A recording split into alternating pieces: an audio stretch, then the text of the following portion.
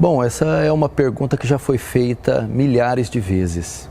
E é triste ver que alguns pastores respondem isso com indiferença e com irreverência, tratando como um tema irrelevante, cometido apenas por adolescentes.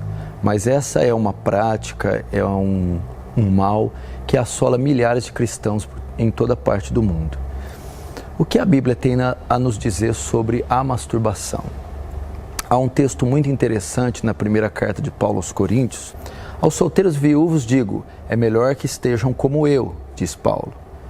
Mas se não podem, casem-se. É melhor casar do que se abrasar ou abrasar-se.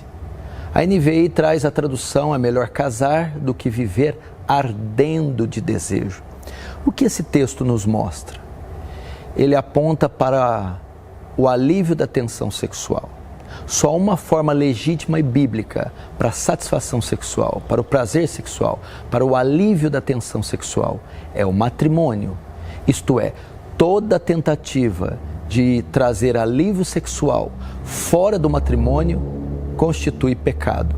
E a masturbação é uma maneira de aliviar a tensão sexual fora do matrimônio. Logo, eu entendo que a masturbação não deve ser praticada pelos cristãos.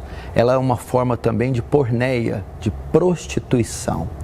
Alguns fazem uso de Mateus capítulo 5, verso 28, dizendo que se alguém olhar para a mulher com intenção impura, já adulterou com ela. E dizer que a masturbação só é pecado porque ela é cometida quando alguém pensa em outra pessoa cometendo adultério assim contra ela.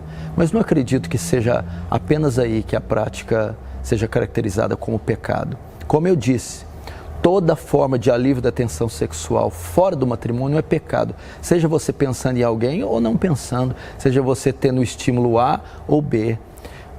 Deus instituiu somente essa forma legítima, o casamento. Você me diz, mas como um jovem pode aguentar tanto tempo? Se ele já é despertado tão cedo para a sexualidade, como ele vai conseguir ficar sem ter relações até o seu casamento? Como ele vai fazer para ter alívio da tensão sexual? Bom, o texto bíblico não tem culpa se a sociedade está depravada. Na verdade, nós deveríamos guardar os nossos jovens da sensualidade e guardar e preservar a inocência dos nossos jovens. Com certeza, um jovem deveria ter interesse sexual quando ele estivesse já próximo às vésperas de um casamento. Mas os nossos jovens são expostos a cenas de nudez, a sensualidade, pornografia, por todos os lados, nas mídias sociais, na TV, revistas e jornais. E isso traz neles o estímulo precocemente, fazendo com que a carga e o fardo fique mais pesado.